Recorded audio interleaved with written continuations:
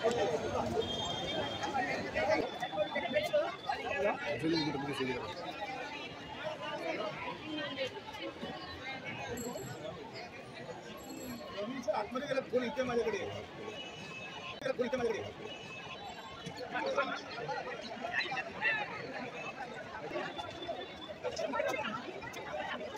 দেখতে পেলেন আমরা সকাল থেকে বেশ ঘুরে বেড়াচ্ছি বুদ্ধগয়ায়। তো এখন আমাদের গৌতম বুদ্ধ তিনি বোধিসত্ত্ব লাভ করেছিলেন যে বটবৃক্ষের নিচে সেই গাছটাকে আমরা দেখলাম। তো এখানে আমরা অনেক জায়গার লোক, অনেক জায়গা থেকে এখানে মানুষ সবাই এসেছে, দেশ বিদেশ থেকে বিভিন্ন জায়গা থেকে সকলেই এসেছে। আপনারা দেখতে পাচ্ছেন প্রচুর পরিমাণে জনসংখ্যা এখানে, ভারতবর্ষ থেকে, গোটা ভারতবর্ষ থেকে, প্লাস আরও বলা যেতে পারে যে গোটা পৃথিবী থেকে এখানে লোক ভ্রমণ করার জন্য এসছে। শুধু গৌতম বুদ্ধের যে বৌদ্ধগয়া এখানে শুধু বৌদ্ধগয়াটা একটা ইন্টারন্যাশনাল বিষয়, কারণ এটা একটা আন্তর্জাতিক ভ্রমণ। কারণ ওয়ার্ল্ডের মধ্যে যদি কোথাও দেখা যায় যে বৌদ্ধর স্তূপ নেই, সেটা কোনো সম্ভবই নয়। কারণ আজকে গোটা বিশ্বের মধ্যে গৌতম বুদ্ধের টেম্পল প্রত্যেকটা জায়গায় রয়েছে এবং প্রত্যেকটা দেশে রয়েছে।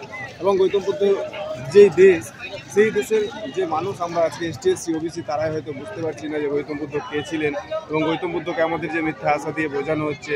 কিন্তু গৌতম বুদ্ধ তিনি অনেক পরিশ্রমের পরে এই জ্ঞান লাভ করেছিলেন।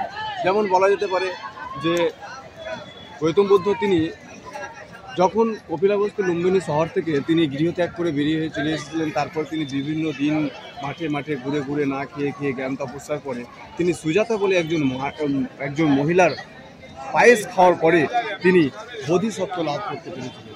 এবং যে জ্ঞানের আলো, অর্থাৎ জ্ঞানের যে আশা, বুদ্ধ মানে হচ্ছে জ্ঞান। জ্ঞান বলতে হচ্ছে মানে কি বলা যেতে পারে অতুলনীয় একটা বিষয়। যে বুদ্ধ শব্দের অর্থই মানে এটা বলা যেতে পারে যতটুকু প্রশংসা করা যায় ততটুকু না, কিন্তু বুদ্ধ মানে একটা আলাদাই বিষয়। আমরা হয়তো ধর্মের বিষয়ে ভাবি অনেকেই, কিন্তু সেটা কোনো ধর্মের বিষয় না। বুদ্ধ কখনো বলেনি যে আমি এখন ধর্ম করে পুজো করে করতে হবে, সেটা কোনো ব্যাপার না। কিন্তু এখানে আমি আরও অনেক কিছু দেখলাম, অনেক বুদ্ধিস্ট মঙ্গ দেখলাম, ভেতরে গেলাম, অনেক বড় বড় বুদ্ধের টেম্পল দেখতে পেলাম। কিন্তু ভাগ্য ভালো যে সেখানে মোবাইল নিয়ে যেতে পারিনি আমরা, বলে ভেতরে কিছু ফটো করতে পারিনি। তো সেখানে দেখলাম বুদ্ধিস্টের অনেক যে সব মনগুলো রয়েছে, বিভিন্ন জন বিভিন্ন কাজে ব্যস্ত আছে। কেউ এক্সারসাইজ করছেন, কেউ হয়তো গুটি নিয়ে হয়তো পড়াশোনা করছেন, কেউ হয়তো মশারির ভেতরে ঢুকে পড়াশোনা করছেন, কেউ হয়তো আলাদাভাবে পড়াশোনা করছেন ঠিক করে। কিন্তু এদের বিভিন্ন রকম আমরা যে সরঞ্জাম এবং যে তাদের যে বলা যেতে পারে যে তাদের যে বুদ্ধি এবং কৌশল, সেগুলো আমরা দেখতে পেলাম এবং আমরাকে দেখে এবং ঘুরে সম্পূর্ণ ভালো লাগলো। তারপরে দেখা গেল যে তাদের যে খাবারের ব্যবস্থা, এত সুন্দরের খাবার ব্যবস্থা, অনেক বড় সড়ো একটা মানে ডেকোরেশন হলের মতো ব্যাপার, যেখানে কোনো অসুবিধা নেই। সেখানে বিদেশ থেকে বিভিন্ন জায়গা থেকে লোক আসছে। আমরা অবশ্যই তাদেরকে কথা বললাম, আমরা তাদেরকে দেখতে পেয়েছি। ভেতরে যাই হোক সবাই ভেতরে আমরা মোবাইল নিয়ে যেতে পারিনি। তো থ্যাঙ্কস। আমি বাপন দাস, ক্যামেরায়।